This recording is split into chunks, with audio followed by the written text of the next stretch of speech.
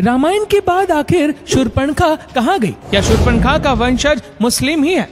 रामायण तो आप सभी ने देखी होगी और सुनी भी होगी, लेकिन एक खास सवाल जो आज भी सबके जहन में उठता है कि रामायण में रावण के वध के बाद उसकी बहन शूर्पणखा आखिर कहाँ गई? इस खास रहस्य से पर्दा इसी वीडियो में उठाएंगे, तो इस वीडियो को अंत तक बने रहिएगा।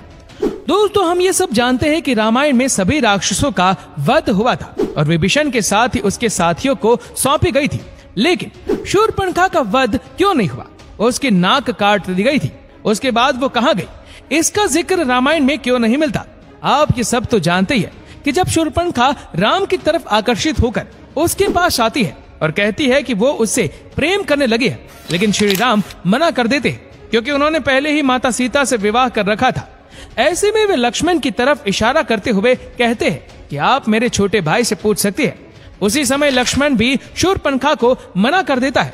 शूर्पणखा वापस श्री राम के पास जाती है और इसके बाद माता सीता के खिलाफ कई कटु वचन बोलती है और उनको मारने के लिए उनकी तरफ झपटती है। इतने में ही लक्ष्मण बीच बचाव करते हुए शूर्पणखा की नाक को काट देते हैं। इसी आक्रोश में आकर वे रावण के पास जाकर सारा वाकया बताती है, जिसके बाद ही सीता हरण होता है। लेकिन उसके बाद रामायण में एक बार भी शूर्पणखा का जिक्र नहीं किया गया। आखिर वो उसके बाद गई कहाँ? कहा जाता है कि नाक कटने के बाद शूर्पणखा हर किसी से अपना चेहरा छुपाने लगी। उसके सारे भाई धीरे धीरे करके भगवान श्री राम के हाथों मारे जा रहे थे। ऐसे में वे भी अपना बचाव करती हुई दैत्य गुरु शुक्राचार्य के पास गई और जंगल में उनके आश्रम में रहने लगी।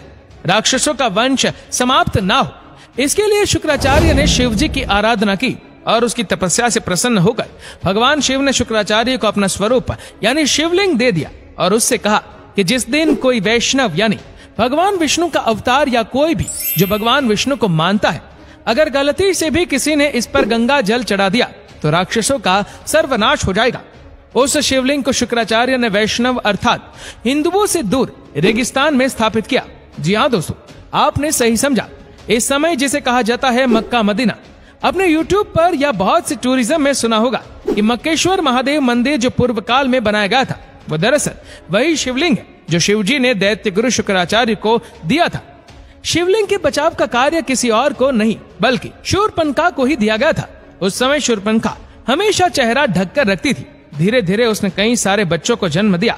वही बच्चे आज इसकी इसी परंपरा को निभा रहे। जी हाँ, सभी मुस्लिम लोग आपने देखा होगा कि बुर्खे पहनते हैं। उसके पीछे का कारण यही है कि मक्का मदीना में जो मक्केश्वर मंदिर का शिवलिंग रखा हुआ है, उसके बचाव के लिए शूर्पणखा ने वहीं पर रहना शुरू किया। वो इस समय मक्का मदीना में जहाँ पर हिंदुओं का जाना वर्जित है। साथ ही धीरे धीरे शूर्पणखा ने कई सारी परंपराओं का निर्माण किया, जिसमें एक था बुर्खा पहनना, क्योंकि ये पहले से ही शूर्पणखा का नृत्य था, जहाँ सिर्फ और सिर्फ आंखें ही दिखती थी।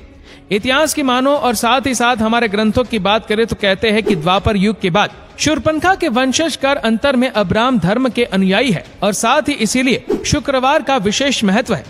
दोस्तों, इस विषय पर आपका क्या मानना है? क्या जितने भी मुस्लिम लोग हैं शूर्पणखा के ही वंशज है? अरब देश में मक्का मदीना क्या वही शिवलिंग है जिसे मक्केश्वर महादेव के नाम से जाना जाता है, जहाँ पर किसी भी हिंदू धर्म के लोग या फिर कोई भी हिंदू प्रवेश नहीं कर सकता? आपके क्या विचार है? हमें कमेंट बॉक्स में जरूर बताएगा। इन बातों में कितनी सच्चाई है ये तो हम नहीं जानते, पर इससे रिलेटेड जो बात है सामने निकल कर आई है, उनको भी नजरअंदाज नहीं किया जा सकता। तो चलिए जानते हैं कुछ ऐसी बातें जो ये प्रूफ करती है कि मक्का में सचमुच शिव जी विराजमान है। इतिहासकार ने अपनी पुस्तक वैदिक विश्व राष्ट्र का इतिहास में बहुत विस्तार से लिखा है। इस पुस्तक के अनुसार मुस्लिम लोग काबा में जिस पत्थर को चूमते हैं वो शिवलिंग ही है।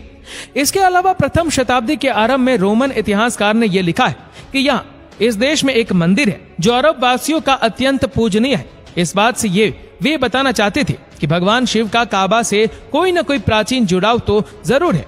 दोस्तों, पंडित वेंकटेश द्वारा लिखित ग्रंथ राम अवतार चरित्र के युद्ध कांड प्रकरण में मक्केश्वर शिवलिंग का उल्लेख किया गया है। इससे भी स्पष्ट होता है कि मक्केश्वर शिवलिंग स्पष्ट रूप से कहीं न कहीं अवश्य मौजूद है, लेकिन कहीं भी इस विषय में इसका कोई जिक्र नहीं है।